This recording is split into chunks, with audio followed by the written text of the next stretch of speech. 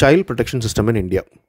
இந்தியாவில் இந்த சைல்ட் ப்ரொடெக்ஷனுக்கான என்ன மாதிரியான சிஸ்டம் வந்து இம்ப்ளிமெண்ட் பண்ணியிருக்காங்க அப்படின்றது தான் அந்த டாப்பிக்கில் பார்க்க போகிறோம். ஃபஸ்ட்டு பார்த்தோம்னா சைல்ட் லைன் 1098. ஸோ இது ஒரு டோல் ஃப்ரீ நம்பர். இதுக்கு வந்து ஃப்ரீயாக கால் பண்ணிக்கலாம். ஏதாவது ஒரு எமர்ஜென்சி இருக்குது, ஒரு குழந்தைங்களுக்கு ஏதாவது ப்ராப்ளம் அப்படின்னா இங்கே கால் பண்ணோம்னா அவங்க இமீடியட்டாக ஹெல்ப் பண்ணுவாங்க. ஒன்று போலீஸ் ஹெல்ப் அனுப்புவாங்க, இல்லை வேறு எந்த பாடியை நீங்கள் காண்டாக்ட் பண்ணணும் அப்படின்னு உங்களுக்கு வந்து ரெஃபர் பண்ணுவாங்க. இதுதான் வந்து இந்த சைல்ட் லைன் 1098 பண்ணுது. அடுத்து வந்து வில்லேஜ் லெவல் அல்லது வார்டு லெவல். ஸோ இதுக்கு பேர் வந்து village level child protection committee VLCPC அல்லது ward level child protection committee WLCPC. So village லெவல்ன்றது கிராமங்களில் இருக்கிறது, வார்டு லெவல்ன்றது அர்பன்றது வந்து சிட்டிஸ், வில்லேஜ் இல்லாத டவுன்ஸ் அண்ட் சிட்டிஸ் தான் வந்து இந்த வார்டு லெவல் கமிட்டிஸ் இருக்கும்.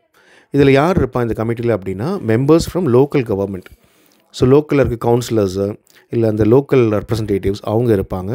கம்யூனிட்டி லீடர்ஸ், ஸோ அங்கே லோக்கலில் இருக்கிற எல்லாருக்கும் தெரிஞ்ச லீடர்ஸ் இருப்பாங்க. அவங்க ரிலீஜியஸ் லீடர்ஸாக இருக்கலாம், இல்லை நான் ரிலீஜியஸ் லீடர்ஸாக இருக்கலாம். NGOs, அங்கே அந்த ஏரியாவில் ஆப்ரேட் பண்ணுற நான் கவர்மெண்ட் ஆர்கனைசேஷன்ஸ், ஸோ அவங்க அந்த இதில் இருக்க மெம்பர்ஸ் வந்து இருக்கலாம். அப்புறம் டீச்சர்ஸ். ஸோ இவங்க எல்லாம் சேர்ந்து தான் இந்த வந்து வில்லேஜ் லெவல் சைல்ட் ப்ரொடெக்ஷன் கமிட்டியோ இல்லை வார்டு லெவல் சைல்ட் ப்ரொடெக்ஷன் கமிட்டியோ செயல்படும். ஸோ இவங்களோட ரெஸ்பான்சிபிலிட்டிஸ் என்னென்ன? ஒன்று, எங்கே வந்து சைல்டு அப்யூஸ் நடக்குது, இல்லை எக்ஸ்ப்ளாய்டேஷன் நடக்குது அப்படின்றத கண்டுபிடிச்சு அதை ரிப்போர்ட் பண்ணணும். அடுத்தது, யாராவது ரிப்போர்ட் பண்ணாங்கன்னா அவங்களுக்கு ப்ராப்பராக ரெஸ்பாண்ட் பண்ணி அந்த கேஸஸை வந்து நிறைய பாடிஸ் இருக்குது, அதில் எந்த பாடி கரெக்டான பாடியோ அவங்களுக்கு ரெஃபர் பண்ணணும். அடுத்தது, இந்த சைல்ட் ரைட் அவேர்னஸ், ஒரு குழந்தைக்கான உரிமை என்ன, அவங்களுக்கு என்னென்ன அவங்களோட உரிமைகள் என்னென்ன அப்படின்றத வந்து ப்ரமோட் பண்ணணும் வெவ்வேறு ஈவெண்ட்ஸ் மூலமாக. அதுக்கப்புறம் engage children in decisions affecting them. இப்போ ஒரு குழந்தைகள் பற்றிய ஒரு சட்டம் வருது, இல்லை அவங்கள பற்றின ஒரு முடிவு எடுக்கணும் அப்படின்னா குழந்தைங்களை இன்வால்வ் பண்ணி அவங்களுடைய பெர்ஸ்பெக்டிவையும் கேட்டு அவங்களுடைய ஃபீட்பேக்கையும் கேட்டு அவங்க வந்து அந்த முடிவுகளை எடுக்கணும். Coordinate with other child protection bodies. So நிறைய பாடிஸ் இருக்குது, அவங்களோட கோஆர்டினேட் பண்ணி ஒர்க் பண்ணணும். இதுதான் வந்து இந்த village and ward level child protection கமிட்டியோட மெயினான வேலைகள். அடுத்தது ஒரு படி மேலே டிஸ்ட்ரிக்ட் லெவலில். ஸோ இதுக்கு பேர் வந்து டிஸ்ட்ரிக்ட் சைல்ட் ப்ரொடெக்ஷன் யூனிட், DCPUன்னு பேர். இது டிஸ்ட்ரிக்ட் லெவலில் இருக்கும். இதோட ஹெட் யாருன்னு பார்த்தோம்னா டிஸ்ட்ரிக்ட் கலெக்டர். ஸோ அவருக்கு கீழே தான் இந்த பாடி வரும். ஸோ இதில் வந்து ஆஃபீஸர்ஸ் இருப்பாங்க, இன்ஸ்டிடியூஷனல், நான் institutional care, legal expert, social workers and counsellors. So advocates இருப்பாங்க, சோஷியல் ஒர்க்கர்ஸ் இருப்பாங்க, கவுன்சிலர்ஸ், அந்த குழந்தைங்களுக்கு தேவையான கவுன்சிலிங் கொடுக்க வேண்டியவங்க, குழந்தைங்களோட சைக்காலஜி புரிஞ்சவங்க அவங்க இருப்பாங்க. அப்புறம் ஆஃபீஸர்ஸ் இருப்பாங்க. இப்போ இவங்களோட ரோல் என்ன? Implement child protection schemes. Child சம்மந்தமான ஸ்கீம்ஸ் எது இருந்தாலும் அதை ப்ராப்பராக இம்ப்ளிமெண்ட் பண்ணுறது. உதாரணத்துக்கு அடாப்ஷன், தத்தெடுக்கிறது, foster care and sponsorship. So இந்த மாதிரியான விஷயங்கள் எல்லாம். அடுத்தது collaborate with CWCs, GGBs and NGOs. So என்னென்னு பார்க்கலாம் அடுத்தடுத்து. பட் இதெல்லாமே மற்ற சைல்ட் ப்ரொடெக்ஷன் பாடிஸ். ஸோ அவங்களோட சேர்ந்து ஒர்க் பண்ண வேண்டியது. மெயின்டைன் சைல்ட் ப்ரொடெக்ஷன் டேட்டா, அவங்களோட டேட்டாவை வந்து சேஃபாக மெயின்டைன் பண்ணுறது. Coordinate referral mechanisms. ஸோ யாராவது இப்போ ஒரு கேஸ்னு வந்தாங்கன்னா அவங்களுக்கு வந்து ப்ராப்பராக ரெஃபர் பண்ணணும். ஓகே, நீங்கள் இந்த இஷ்யூனா இந்த பர்டிகுலர் பாடியை அப்ரோச் பண்ணுங்கள், இல்லைனா நீங்கள் கோர்ட் அப்ரோச் பண்ணுங்கள் அப்படின்னு சொல்லி அவங்களுக்கு ப்ராப்பராக கைட் பண்ணணும். அடுத்தது, conduct training and awareness campaigns. இது ஆல்ரெடி நம்ம பார்த்துருக்கோம். So training campaign, awareness campaign, child rights பற்றி, மற்ற என்னென்ன ஹெல்ப் சிஸ்டம் இருக்குது அப்படின்றத பற்றி. அடுத்து இருக்கிறது சைல்டு வெல்ஃபேர் கமிட்டி, CWC. இது வந்து குவாசி ஜுடிஷியல் பாடி. குவாசினா ஒரு விஷயம் மாதிரி இருக்கும், ஆனால் அது கிடையாது அப்படின்ற மாதிரி தான். அதாவது குவாசி ஜுடிஷியல் பாடினா ஜுடிஷியல் பாடி மாதிரி, ஆனால் ஜுடிஷியல் பாடி கிடையாது. ஸோ ஜுடிஷியல் பாடின்றது கோர்ட்டு தான், பட் இது கோர்ட் கிடையாது. பட் கோர்ட் மாதிரி இயங்கக்கூடிய ஒரு செப்பரேட் கமிட்டி தான் இந்த சைல்டு வெல்ஃபேர் கமிட்டி. ஸோ இது எதுக்குன்னா சைல்ட் கேர் அண்ட் ப்ரொடெக்ஷனுக்காக தான். இதில் யார் இருப்பான்னா ஒரு சேர்பர்சன், 4 மெம்பர்ஸ் இருப்பாங்க. அந்த மெம்பரில் ஒருத்தர் அது உமனாக இருக்கணும். ஸோ இவங்களோட ஃபங்க்ஷன் என்னென்னா சில்ட்ரனோட கேர் அண்ட் ரீஹாபிலிட்டேஷன், அது சம்மந்தமான விஷயங்களுக்கு தேவையான முடிவுகள் எடுக்கிறது. குழந்தைங்களை வந்து பாதுகாப்பாக வச்சுக்கிறது, அது இன்ஸ்டிடியூஷனாக இருக்கலாம், ஃபாஸ்டராக இருக்கலாம், அடாப்ஷனாக இருக்கலாம். குழந்தைங்களோட சேஃப்டி அண்ட் வெல்பீயிங் மானிட்டர் பண்ணுறது. லீகலி பைண்டிங் டெசிஷன்ஸ், சட்டப்பூர்வமான சட்டத்துக்கு உட்பட்ட முடிவுகளை எடுக்க வேண்டியது. restore or repatriate children to families when appropriate. So சட்டத்துக்கு எதிராக செயல்படுறாங்க, இல்லை அடிக்ஷனில் போயிட்டாங்க அப்படின்னா அவங்கள ப்ராப்பராக ரெஸ்டோர் பண்ணி அவங்க ஒரு நல்ல நிலைக்கு வந்ததுக்கப்புறமேட்டு அவங்க ஃபேமிலியோட அவங்கள சேர்க்குறது. ஸோ இந்த மாதிரியான விஷயங்கள்லாம் வந்து சைல்டு வெல்ஃபேர் கமிட்டி பண்ணுவாங்க. அடுத்து ஜுவனைல் ஜஸ்டிஸ் போர்ட். இது கம்ப்ளீட்லி வந்து லீகல் பாடி. ஸோ 18 வயசு இருக்கிற 18 வயசு கீழே இருக்கிற குழந்தைங்கள டீல் பண்ணுறதுக்காக, மெயினாக என்னென்னா சட்டத்துக்கு விரோதமாக செயல்படுற குழந்தைகள் அவங்கள மேனேஜ் பண்ணுறதுக்காக தான் இந்த ஜுவனைல் ஜஸ்டிஸ் போர்ட். ஸோ இதில் ஒரு மெஜிஸ்ட்ரேட் இருப்பாங்க, 2 சோஷியல் ஒர்க்கர்ஸ் இருப்பாங்க. அதில் ஒருத்தர் வந்து உமனாக இருக்கணும். மெயினாக இவங்களோட ஃபங்க்ஷன் என்னன்னு பார்த்தோம்னா கண்டக்ட் என்கொயரிஸ். ஸோ கேஸ் எதுவும் இருந்ததுன்னா என்கொயர் பண்ணணும். Determine juveniles age. So juvenile வந்து இந்தியாவை பொறுத்த வரைக்கும் 18 வயசு கீழே.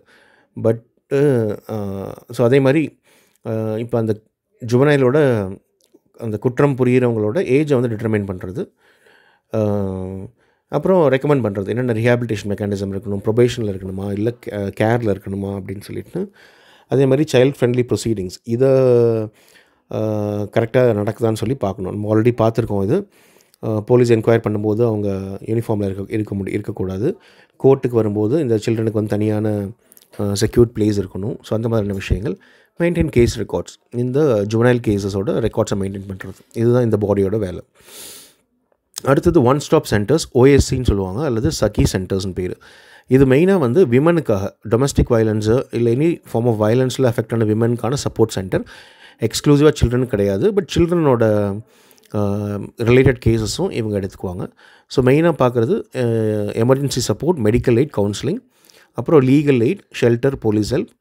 Located near police station or hospitals. So hospital இல்லை போலீஸ் ஸ்டேஷன் பக்கத்துலேயே இந்த சென்டர்ஸ் இருக்கும். Link to helpline 181. அடுத்து தமிழ்நாடு லெவலில் பார்த்தோம்னா Tamil Nadu state commission for protection of child rights, TNSC-PCR பேர். ஸோ இது வந்து ஒரு ஸ்டாச்சுவரி பாடினா லீகல் பாடி. CPCR ஆக்ட் அதை பேஸ் பண்ணி இதை க்ரியேட் பண்ணியிருக்காங்க. தமிழ்நாட்டில் இருக்கிற குழந்தைங்களோட உரிமைகளை பாதுகாக்கிறதுக்கு உருவாக்கப்பட்டது தான் இது. ஸோ இவங்களோட மெயின் இது வேலை என்னென்னா குழந்தைங்களுக்கான வயலேஷன்ஸ் அதை இன்கொயர் பண்ணுறது, பாலிசிஸ் அண்ட் ப்ரோக்ராம்ஸை மானிட்டர் பண்ணுறது, பாலிசியில் ஏதாவது கேப்ஸ் இருந்ததுன்னா அதை இம்ப்ரூவ் பண்ணுறதுக்கு என்ன பண்ணணும்னு ரெக்கமெண்ட் பண்ணுறது, research and awareness campaigns conduct பண்ணுறது. அடுத்தது national commission for protection of child rights. இது வந்து நேஷ்னல் லெவலில் இருக்கிறது. இதுதான் வந்து சைல்ட் ப்ரொடெக்ஷன் சிஸ்டமில் இருக்கிற டாப் மோஸ்ட் பாடி, ஏபெக்ஸ் பாடி அப்படின்னு சொல்லுவாங்க. ஸோ இதுதான் வந்து டாப் மோஸ்ட் லெவலில் இருக்கிற பாடி. ஸோ இவங்க என்ன பண்ணுவாங்கன்னா இந்தியா ஃபுல்லாக இருக்கிற இந்த சைல்ட் ரைட்ஸ்க்காக இம்ப்ளிமெண்ட் பண்ண ப்ரோக்ராம்ஸ் எல்லாத்தையும் மானிட்டர் பண்ணுறது, அதுதான் இவங்களோட மெயினான வேலை. கடைசியாக பார்த்தோம்னா supreme court, high court committees on juvenile justice.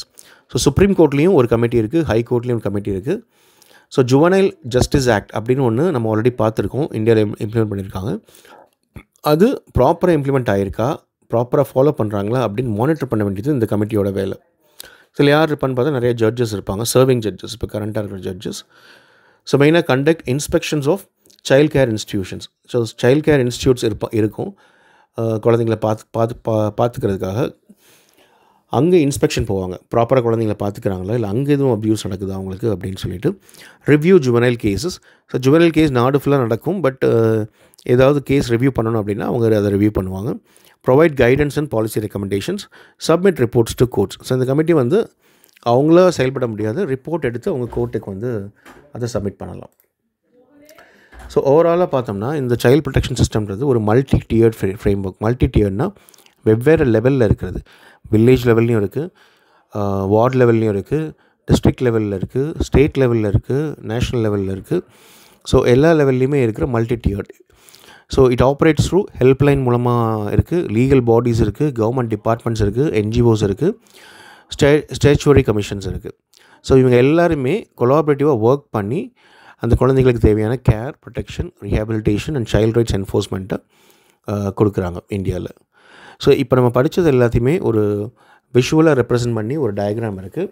சரி, ஜூம் பண்ணி பார்க்குறதுனா பார்த்துக்கோங்க. இப்போ நம்ம படித்தது தான், பட் அது எந்தெந்த லெவலில் என்னென்ன பாடிஸ் இருக்குது, அவங்களோட பணிகள் என்ன அப்படின்றத விஷுவலாக ரெப்ரசன்ட் பண்ணியிருப்பாங்க இந்த டயக்ராமில்.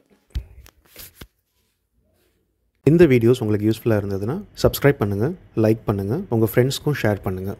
உங்களுக்கு எதுவும் ஃபீட்பேக் இருந்ததுன்னா கமெண்ட்ஸில் சொல்லுங்கள். Happy learning and all the best.